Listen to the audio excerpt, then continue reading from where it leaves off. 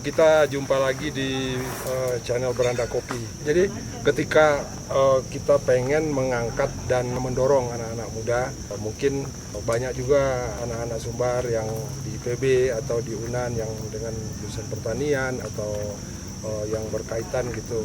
Ada sedikit yang mereka keluhkan atau mereka takutkan sebenarnya ketika mereka mencari bibit bagus, itu mereka gampang mendapatkannya.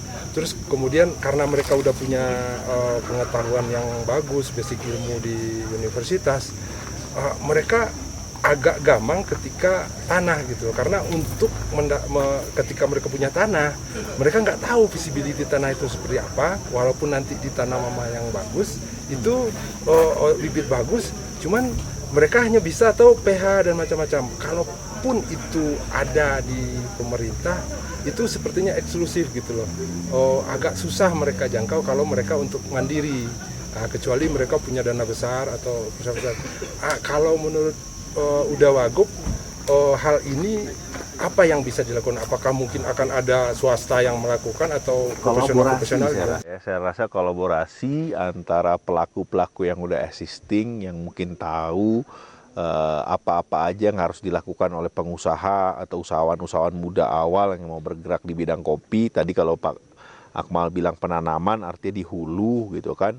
Pasti banyak faktor-faktor yang perlu diperhatikan, ya, tanah, kesuburan tanah, mungkin pemupukan, cuaca, jenis bibit dan sebagainya. Nah, ini kan bisa kolaborasi dengan universitas sendiri, kolaborasi yang bagus juga dengan praktisi kopi. Ya, contoh lah kawan-kawan Bukit Gompong ini yang saya rasa pengalamannya udah mumpuni untuk membantu, membimbing tadi pemuda-pemuda yang ingin juga berusaha kopi dengan tujuan menambah produksi kopi, kuantiti kopi dengan kualitas yang sama baiknya dengan teman-teman yang udah dihasilkan di Bukit Gompong ataupun sekarang ini kita lagi duduk di Solok Rajo tuh.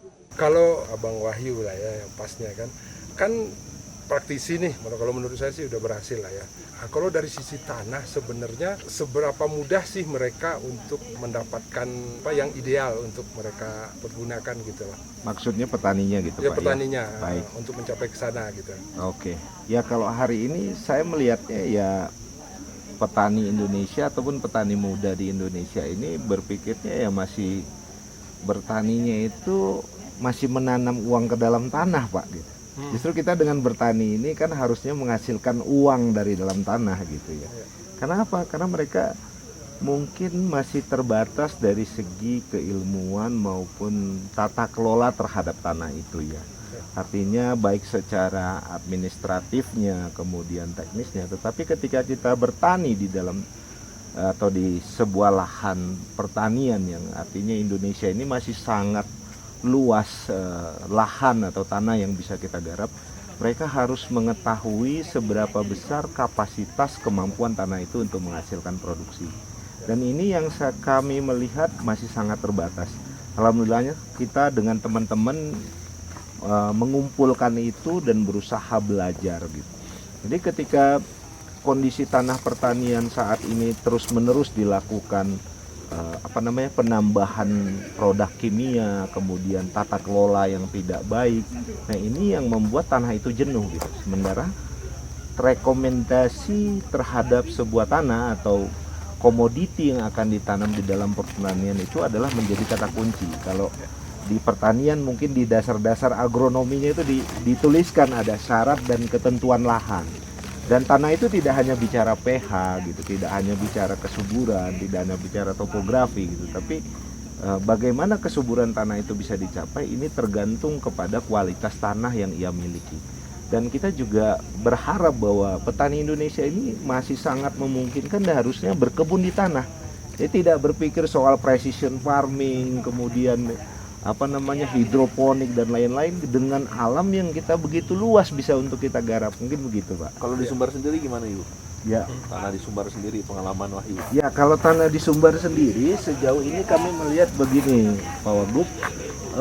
Pertama, struktur tanah di dalam pertanian ini tergantung kepada proses pengolahan.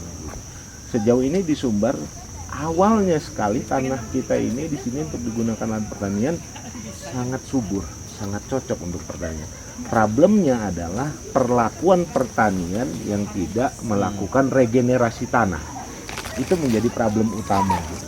Jadi ketika kita bertani, ya di dalam usaha tani juga kan dianjurkan seperti itu. Habis tanam cabai ya jangan tanam cabai lagi, harusnya tanam umbi-umbian supaya terjadi regenerasi tanah yang menyebabkan biologi tanahnya terjadi gitu. Nah, ini yang perlu diedukasi para petani muda sehingga siklus usaha taninya pun akan berjalan, kemudian variasi produk atau panen yang dihasilkan juga mereka bervariasi dan akhirnya tidak menyebabkan fluktuasi atau supply yang begitu tinggi gitu. Jadi bisa terjadi keseimbangan rantai pasar. Jadi menurut saya dimulai dari tanah sampai hilirnya terhadap produk hasil ini sangat menentukan gitu. Kuncinya tanah gitu. Ketika ini sudah terlihat gitu. Terus kalau saya sendiri membayangkan gini, tanah itu dari nenek moyang kita, Ya. itu udah dieksploitasi terus, dipakai terus gitu. Mereka nggak pernah hibernasi gitu. Kalau memang di daerah pegunungan mungkin ada letusan gunung, terus unsur vulkanik itu unsur haranya ditambah lagi, berhenti sebentar bertani, subur lagi, ditanam lagi gitu. Tapi kalau di daerah-daerah yang jauh dari gunung itu dieksploitasi terus. Apakah mungkin Mas Wahyu ada klinik yang swasta? Karena menurut saya kalau pemerintah diandalin semua mungkin nggak cukup juga anggaran atau mungkin juga SDM yang ada di sana. Mungkin ada aktivis lah atau orang yang mau menghibahkan tenaganya, pikirannya dan uangnya mungkin untuk membangun startup ini, sehingga petani yang pengen itu setiap waktu musim tanam dia tahu visibility tanahnya dia. Oh ini gitu, mungkin nggak? Mungkin saja Pak, dan itu menjadi kebutuhan utama bagi para pelaku usaha pertanian ini menurut saya. Karena apa yang Bapak rasakan mungkin secara awam tadi, jangankan yang jauh dari gunung gitu Pak ya. Sedangkan di lokasi saya aja hanya terjadi perubahan letusan gunung, itu perubahan jenis tanah, struktur tanah itu juga bisa berubah. Itu persis di bawah kaki Gunung Talang.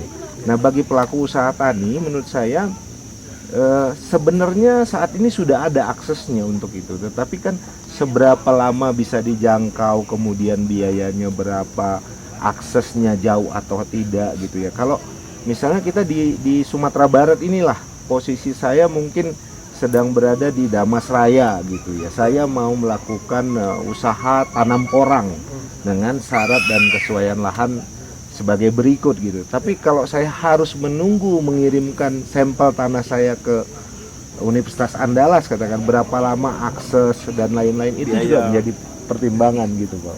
Udah Wagub, kan ini ada hal ini yang menarik kalau menurut saya. Udah Wagub kan di samping pengusaha juga kan sudah di birokrasi itu. Ada nggak sesuatu yang bisa dilakukan dengan ini kalau menurut Udah Wagub? Yang pertama kan kita lihat kesadaran masyarakat atau petaninya dulu, gitu kan. Ini akan berhasil kalau memang masyarakat atau petaninya memang ngeh sama kondisi tanahnya.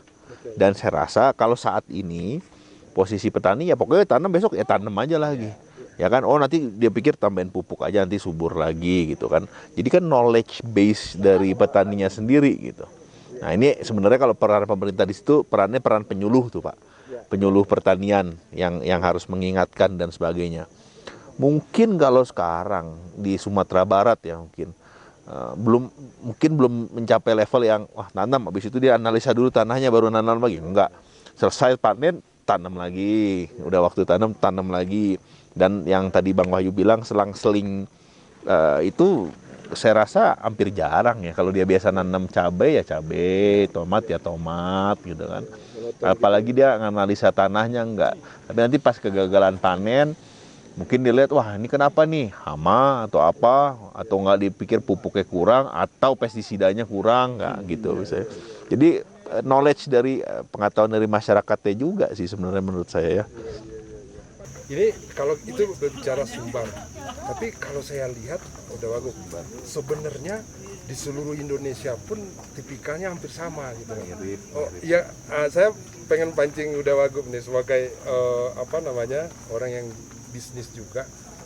apakah itu bukan suatu peluang bisnis yang bagus kalau misalkan startup itu dibangun di beberapa daerah, terus kita beri kesadaran mereka untuk bahwa ketika mereka mau bertani semester ini, mereka habis bertani ini, mereka cek dulu, wah hasilnya menurut saya akan berlimpah. Tentu. Tapi balik lagi ke base knowledge dari masyarakatnya.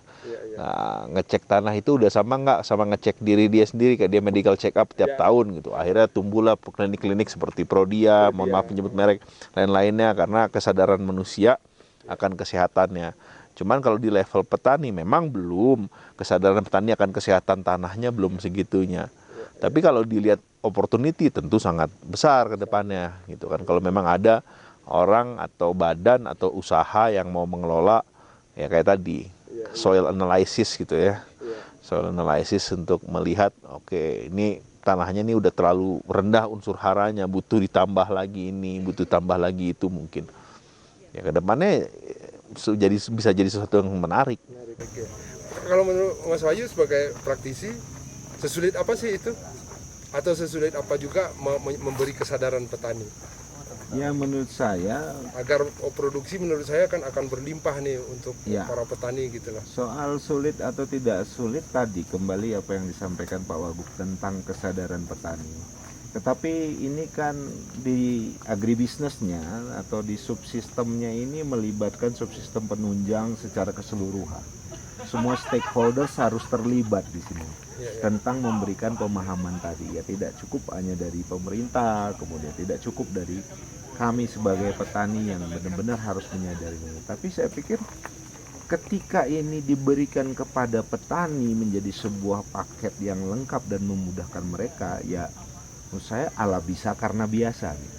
Tapi memang harus ada sebuah bukti ketika ini memang benar-benar memberikan manfaat gitu loh Pak.